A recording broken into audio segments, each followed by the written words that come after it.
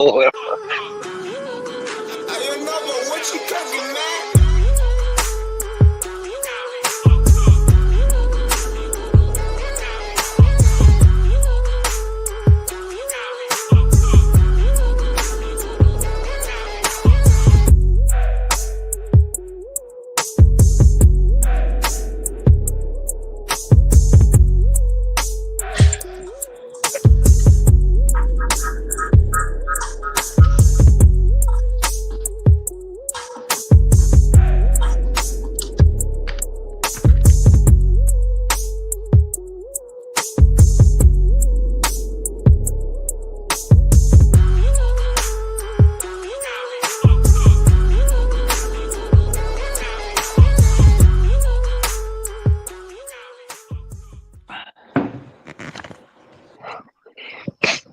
Good Well, morning, that gentlemen, producer of ours.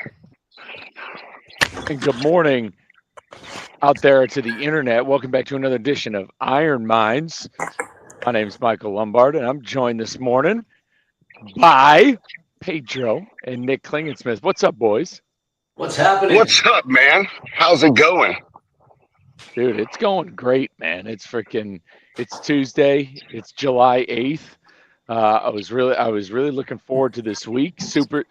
Look forward to this week's show. Super stoked. Again, sorry for Trey who's not in the building today, but I'm excited to dive into today's topics. But how are you guys? How was the weekend? How was your 4th of July? How are we feeling? Man, my doing great. 4th of July, that was all right. I mean, it rained down here and really just sat and watched the news as a bunch of our fellow Texans got swept away in the waters. But it was all right. They did get to do fireworks. Wife and I went out, ate dinner, went and played video games at Dave and Buster's. That was cool, man. I think there's not much funner than when you get to be an adult and act like a child. So that was great. Good weekend. Happy to be here with you, gentlemen. Oh, and you know what one of the highlights of my weekend was seeing my good old buddy Lombard on the news for like the 80th time. Oh man, thank you. Appreciate that. Yeah, this on Friday, me and a friend, we planned on a 17.76 mile run, and we posted it on Instagram. And a couple more people came out. We ended up linking with another guy who was running out there too. He was solo, and he joined in with us. And then, yeah, we were just, we totally were party pacing it. We were having a lot of fun. And we saw that KXAN news car pass us, and then he passed us again because in his mind he was probably like, "Man, I gotta get this. I gotta get this." And then we saw him parked up again on the other side of the Congress Ave Bridge, and so we were hyped up when we saw him. And then it was cool. And we didn't know when it was going to actually be, like which news cycle it was going to be on, because the news for the most of the day again had to do a lot with the flooding that's been going on. But yeah, it came on the 10 o'clock news on July 4th. So stoked for it. Yeah, that was awesome, man. Way to represent. And that angle that he got, man, he set that up perfectly. You guys coming running over the Congress Bridge with the Capitol in the background, man, like that was a really good shot. Oh yeah, journalism at its finest, right there. That guy primed us to look good. He did. But that was a good shot, man. Like that was a really good little segment, dude. See, can't believe y'all were like the only ones out there at that time. I don't know when y'all were running, but it was like no one out on Congress Avenue. It was raining. Like the trail had a decent amount of people. Like the trail that goes around the river downtown. Like there was decent amounts of people. A lot of people driving. I'll tell you what, there was a lot of people who were really receptive of it. And coming down Cesar Chavez going back towards into downtown, there was like good parades of cars that came by that were blaring horns, and yeah, it was well received. A lot of people were hyped up about it, screaming out their windows, cheering. It was man, it definitely, with all the bad weather going on, people were freaking fired up over it. I didn't quite get the fanfare for my 17.76 mile bike ride on Friday, but I did wear my Nike running Team USA jersey, so at least I was a flag. There you go. That's all you need. I'll tell you what, man, I did not have a great weekend. I was kind of let down over a lot of things. So, I don't know why. 4th of July, I worked my whole life. It wasn't even until I was an adult that I started to get experiencing it. So I don't really know where I got expectations from in the first place. But I think my highlight was actually the long bike ride that I took on Sunday. 36 miles. It was my second longest ride, but it was also my fastest ride, my fastest long ride. And because of all the storms down here, I mean, you're literally just riding between thunderstorm clouds, and it was 90% humidity. It was so hard to breathe. It was just stupid. And so it turned what should have been a fairly easy long effort into a pretty hard long effort. And so I'm still in recovery mode a couple days later. Yeah, that'll happen. I mean, I know you. You yourself have and I think it might be because of type 1 diabetes. You would know better than me, but you definitely lose a lot of sweat. We were talking recently about getting a sweat test, and when you lose that much water and that much sodium, throughout a conventional workout or conventional bike ride, I mean, when you are that depleted of electrolytes, like it's going to take your recovery is going to be longer than some other people's. Yeah, I lost 1,900 milliliters and change of just, and that was just an estimated sweat loss, obviously. And I didn't bother weighing myself because I did drink a lot of water while I was actually out there too. I had like my 2-liter pack was just water, and then my water bottle was LMNT. But yeah, that was a hefty one. So the rest of the weekend for me was pretty relaxing. I mean, it's Florida. They light fireworks off here every day. Like they're still doing it. So that was about it down here. Yeah, but before we dive into the topic, because Pedro was bringing up a really good conversation piece beforehand. That flooding in Central Texas was pretty tough. That death toll is still kind of rising. They're still missing people. It's an absolute tragedy. That definitely came out of nowhere. I mean, true definition of the term flash flooding. I know that there's a lot of resources for donations and stuff like that, but it's if anybody out there hasn't seen it, it's been insane to see not just the state of Texas, but how many people have really rallied behind the cause. This heroic Coast Guard gentleman who's pretty new into the Coast Guard, a rescue swimmer who's saved almost 170 people.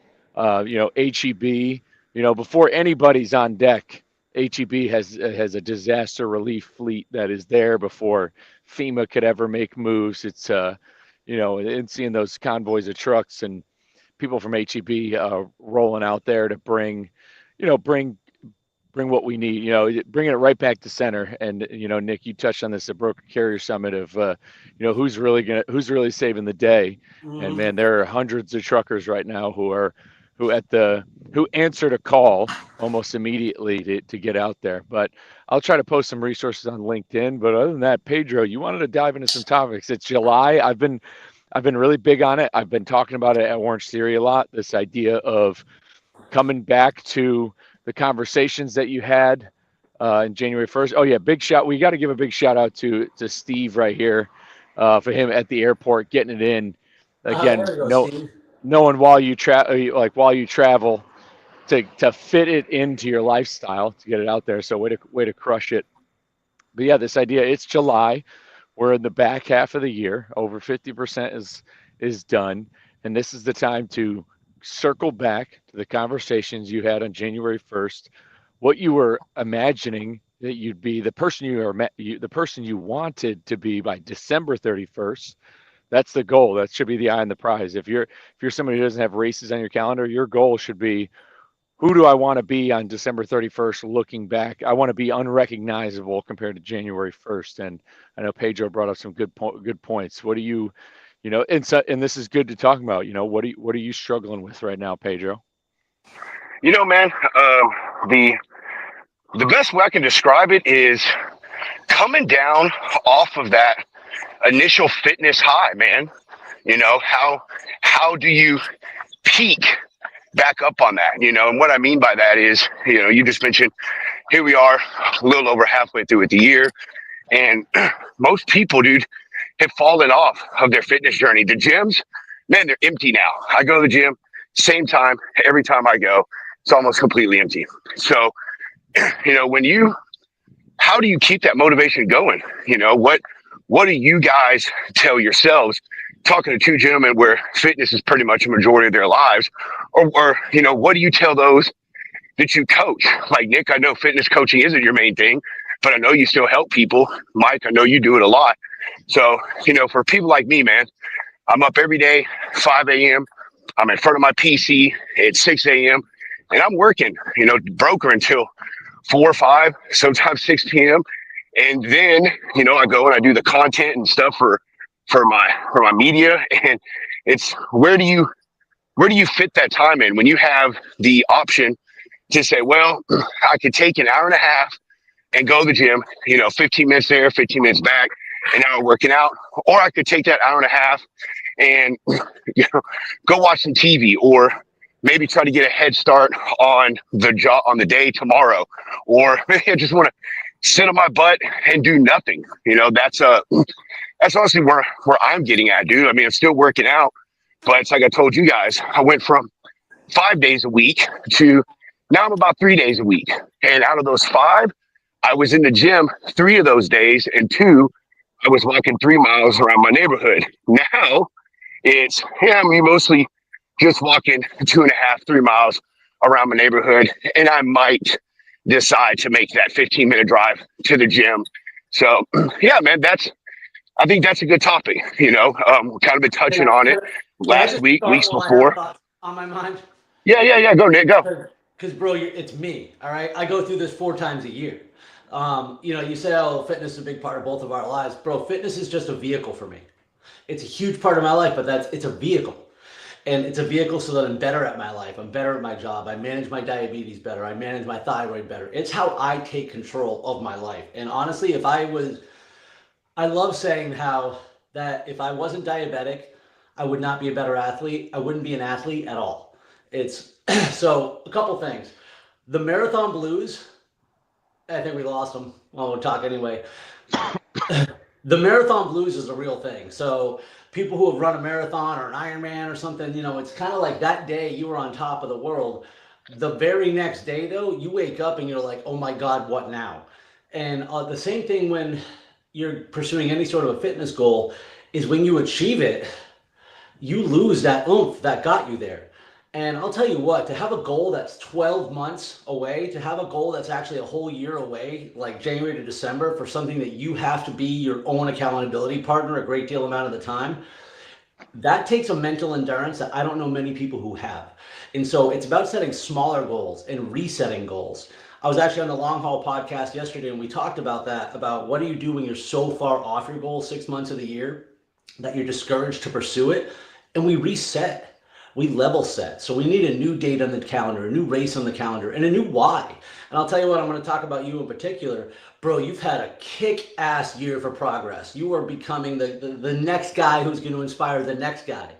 So maybe that's the vision, but the vision has to change a little bit. What got you here won't get you there. Yeah, I think a great way to look at this is how we look at, there's so much that's related to business.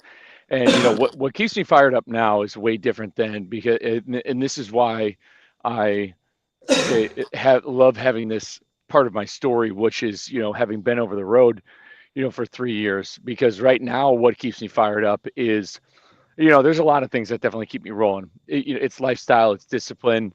I have the benefits of a community where people who I'm friends with, this is just what we're doing.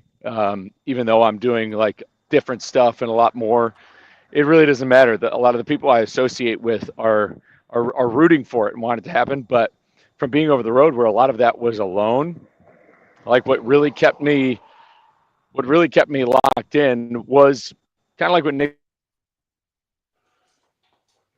But for me, it was, I think ego played a part. There was a side of me from being alone, and this is where social media came in to help, where I knew that if I did something and if I filmed it, at least one other person was going to watch it, or there's just some people out there who are watching. And it's like, man, if all of a sudden I stop posting, I don't post that I did a workout. I don't post that I did a run. How do I look?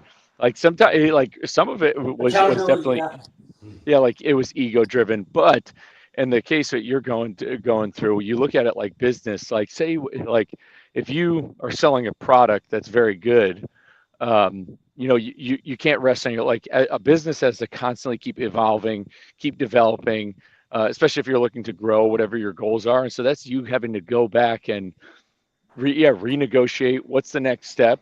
And so, and when it comes to that, like, and this is where the Orange Theory playbook comes in handy, because a lot of people go to Orange Theory, they may not have time for races or time for XYZ, because like it being boutique, it's for some people that's the 1 hour that they get a day because it's an hour long class. And so the playbook that Orange Theory has is within it, there are designed benchmarks, like your 1 mile run, like a 12-minute treadmill for distance, the 200-meter row, the 1,000-meter row, the 2,000-meter row. We call it benchmarks. Some are signature workouts. And so even if you're not, you don't have a race on the calendar or anything like that, at least a couple times a month, there are benchmarks that we have on there. And so if you're an Orange Theory member, you have that in mind. And so when you know that the mile benchmark is coming up, you're like, oh, I want to see what I can do. If I keep going to class, my mile time will improve. So it's almost the goals are almost set for you. And it has to kind of be the same thing. When it comes to somebody in July, they think it's unattainable. If they think whatever the goal is, it's unattainable.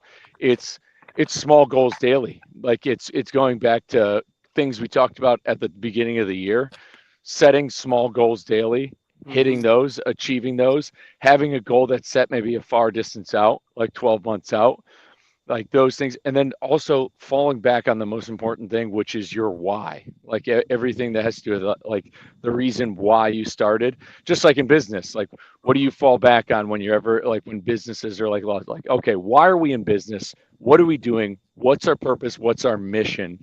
And when you sit back and say, okay, this is my mission, this is my why, you can't really lose off it. Like at this point, my why has everything to do with honoring my family's name, legacy, and it has to do with, and it's a lofty mission. It has to do with, it's a quote, I say it's saving the industry, saving lives, changing the culture of health and fitness. And if I'm not leading by example in that way, then how can that mission succeed? If I'm not constantly challenging myself and trying to level up, can that mission be accomplished? Probably not, because then that's me trying to outsource somebody to solve that mission. So like finding your why, getting back to those small goals daily, racking some wins, and they could be the littlest wins. Like I got 100 grams of protein today, win. I got 7,000 steps today, win. Like I got XYZ done, win. All that matters. You're so thousand right about the accountability, and I'll tell you what, even before I became a speaker, when I put my book out there, hell, as a matter of fact, when I got this Spartan tattoo, I said, you know what? I have to live it now. I don't know if anybody's actually ever watching me, but I just have to pretend that they always are, and I don't want to be a fraud. So if I'm going to talk about it, I got to be about it. But another thing, and this is key for anybody who feels stuck, is sometimes you're not supposed to power through. Sometimes you're supposed to mix it up. And so if the routine is getting mundane, it's because you're, like Michael said, you might be feeling disconnected from your why, and you may not be feeling the same progress. Well, sometimes you just need to do something else. Take a left instead of a right, run instead of walk, lift instead of do cardio, do an Orange Theory class, go swimming. Just do something that's physical that changes it. And it doesn't necessarily have to change our entire routine. One of the things I love about what I do and what Lombard does is there's always something to train. I mean, I can run, I can bike, I can swim, I can do strength training, I can do yoga. Hell, I can meditate and work on mental toughness. But there's always something that I can do. And when I get in that area of like, where I just really don't want to do something, because man, I suffer from that like anybody else. I call upon those things, like I call upon what am I doing this for? Who am I doing this for? I mean, that's a big calling about doing the 70.3 with Michael and Alex Bates, is it not only forced me to do something that was uncomfortable to me, but it holds me accountable even when I'm by myself, because I committed to doing it with and for other people. Yeah, I think my my situation, which I think is with a lot of people, dude, is just my life has changed and evolved over the last 6 months. Where what I was doing as far as my workload, both professionally and personal, wasn't the same in December when I started my little journey, I guess you say, versus now. And that's the thing that I believe most people have to weigh. Nick, Mike, I love you guys, but let's be real here. For a lack of better terminology, you guys are professional athletes. You So run serious. events. You Bro. hey, Nick. You say what you want. We could gather all the people that we know, and then do an average of how many people do events and stuff like you and Mike. You could be considered. You may not get paid, whatever, semi-pro athlete, however you want to say it. Regardless, I think most people struggle is like mine, man. You know, Life changes all the time. Your work Okay. schedule. You might I be want to working. I want to cut you off, dude, for a reason, and hear me out. But just hear me Okay. out. Because everything you're just saying is fine, but it's an excuse. It's an excuse that you're making up Oh, all by yourself for yourself to stop doing something that you don't want to do. There's no other explanation for it, and that's what everyone else does when they do it too. So it became less important to you, and now we're justifying the why. And all not for I nothing, was trying bro. to do, Nick, without having someone say me was no I'm joking. I was just trying to relate to other people. And that's what my point about you and Lombard is. You guys, this is the majority of your life. Even though you guys have downs, it's Well, easier, that's also what I I want to think. correct you, bro. I don't make money doing this. I make money as a salesperson, working 18 hours a day like everybody else. And not so again, there's no excuse because I'll tell you what, dude, this is raw vulnerability here, okay? I can't pay my rent in September and I'm here right now. What's your excuse? Oh, I have to work more? No, you don't. Because without my fitness, without my health, I have nothing else. Without my health, it doesn't matter what number two is. So I could easily be like, oh, I need to be right now sending out 10 more cold calls. I need to do this. I need to do that. Those are all just excuses of saying why I don't want to do this other thing. So I wake up early. I do what's hard. And by the way, professional athletes, the working out that they do is infinitely harder than any of us do because you always have to be challenging yourself. So I'm going to also dispel that myth in theory that there's any imbalance between us because it's always about your own frame of reference. I mean, not for nothing. If I went and ran on that went on the 17.76 mile run with Lombard, they'd still be waiting for me. All right, it's so I can't let that be the excuse for why I don't do something. And if somebody's doing nothing right now, then 15 minutes might just save their life. If they're doing 15 minutes, then 30. But it's about time and how we prioritize that over other things. And I will tell you something: the only times I watch TV are with my wife. I don't watch TV. I just Yeah, don't. this is definitely where lifestyle comes into point because Pedro brings up a good point, and this is why having the tenure of driving that I had always matters because I still when I reflect and look back on it, the idea of driving 600 miles and then going for a 6 mile run and then doing the exact same thing the next day and the next day is a very difficult thing to do. And I talk to drivers about this pretty often. And where I'm currently at, I mean, I'm full time with Truck Parking Club. I still coach part time, and when I coach, like yeah, I'm on my feet, but I'm not really training. So it's like, it's just like being a teacher in a sort of way. So I mean, my schedule is infinitely, I feel as though tougher now to squeeze in certain fitness than it was over the road in a lot of ways. But as Nick said, but I to these BPN and first form athletes and I see what they do. And I know in my mind that if I could do exactly, if I could train how they get to train, I would smoke them. I would absolutely smoke them. I could be better than them in so many different ways, but that's their lifestyle. They got a little lucky. They're better at making content. They do what they do. That's what they're doing full time. I mean, me full time, my full time is being with Truck Parking Club. Like that's priority number one. So it's like I can't compare myself to what some of those BPN guys are doing.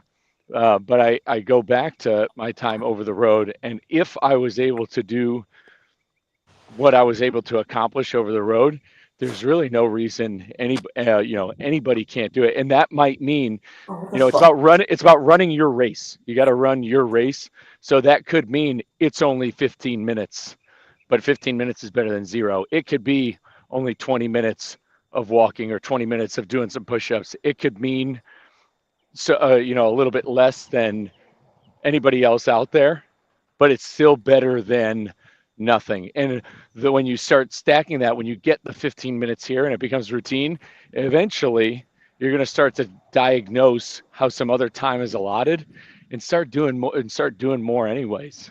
It'll trickle down.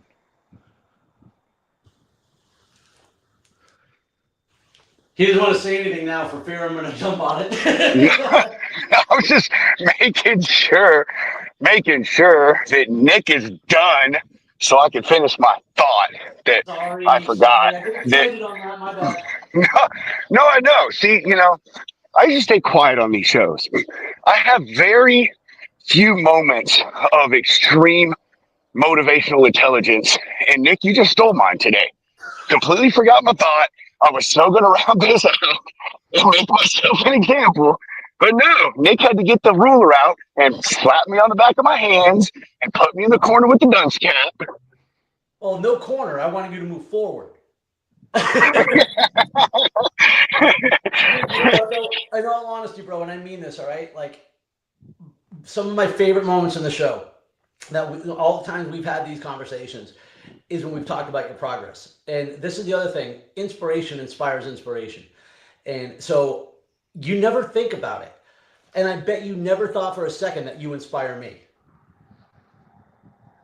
Nope, but you inspire me, Nick. But you do. And it's just by doing the things that you do, because it is hard, it is uncomfortable. You're making a sacrifice and you're making changes and efforts to better yourself, for your family, for your life, for your friends, for whatever. And it is hard to do. It's hard to break out of that. I don't know why, but whether it be some sort of strange DNA in us that's, making us seek comfort, or if we've just adopted laziness as like a true trait in what we do these days. But it is hard to break that and get those first actions going. So not for nothing, dude, if somebody hasn't told you already, there is somebody out there right now who's going for a walk because you're going for a walk. Well, I appreciate it. That sometimes isn't enough. And now I remember what my point was going to be. So, we spoke about where I'm at and how a lot of people inevitably get there. And what I think is important about that is being self-aware and self-evaluating yourself and realizing that you went from 5 days a week at the gym to 3, that you're maybe eating more fatty cakes than you were 2 weeks ago. You're drinking less water, being aware that those things are happening and then readdressing what your why was. Why did you start doing this? Where are you trying to be? What are your goals? What have you accomplished so far? And then adjusting and bringing yourself back to where you were at full scale, whether it's your 4 days a week at the gym or 5 or 7 or running 10 miles, whatever it is. But, being self-aware that you're doing those things and evaluating what I need to change, what has changed, how do I keep this level of progress going, and then even more so, how do I level up after I get back to where I was? So that was my point. Is through this, I think you need to constantly be self-aware and self-evaluating, and not just in your fitness level, but your water intake, your protein, the food you're eating. If you're starting to change your diet again back to what it was, well, maybe you're getting tired of eating the same things that you've been eating. Maybe the grilled chicken 6 days a week just ain't cutting it. And, you need to evaluate, come up with some more options, shake things.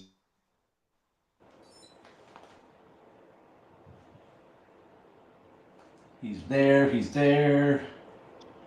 There I am. We all like something different every now and then. And I think you have to do that as well in your fitness, and your health journey. Change things up, change your workout, your diet, maybe even the type Dude, I wish he wasn't breaking up because everything he's saying is gold right now and so true. Yeah, I know. But Yeah. I keep connecting to my Wi-Fi, man.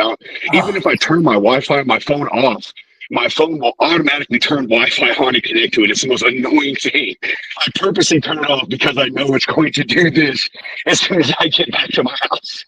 Well, I think what you were saying, though, is absolutely genius and very powerful because even though I stripped away saying that, yes, we use things as an excuse, it doesn't mean that they're not a reality.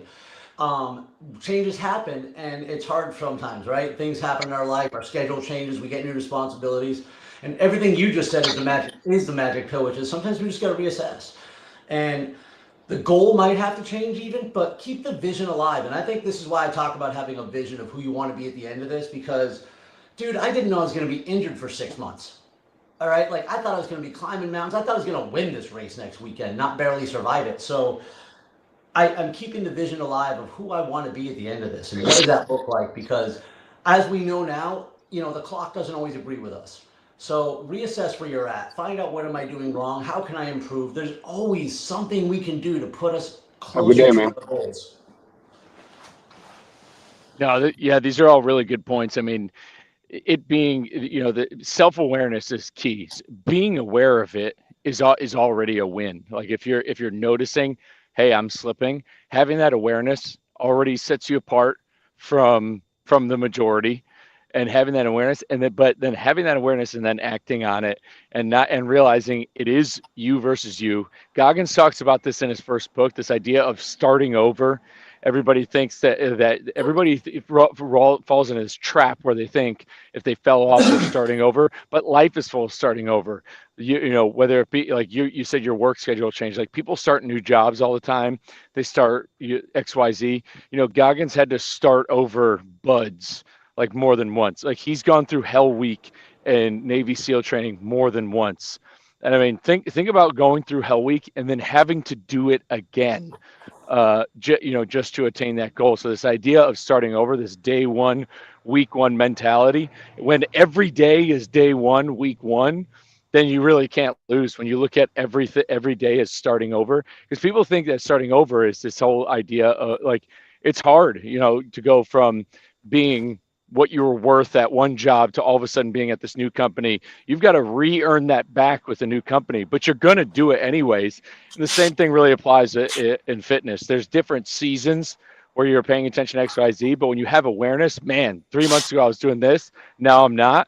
How can I get back to that? Let's take this full diagnostic of my time and hammer down and just do it. Drop my Great. phone. Great, I know, man. Great last words to end the show. And our producer is texting us, telling us we're going over the time limit. Yeah, he's yapping. Just little does he know that we could do some yapping. But yeah, with it being July, it's July. It's the back half of the year. Think about who you want to be. Like the biggest flex you can ever do right now, the biggest flex you can have by December 31st is to be able to look back to who you were on January 1st and say, I don't even know that guy anymore. That guy couldn't do half the stuff I can do. And find your why that's going to turn you into that monster by December 31st. Words to live by Michael Lombard. Just let it drop right there. Mike, just take off your headset and drop it. Yeah, here we go. We'll see you guys next week.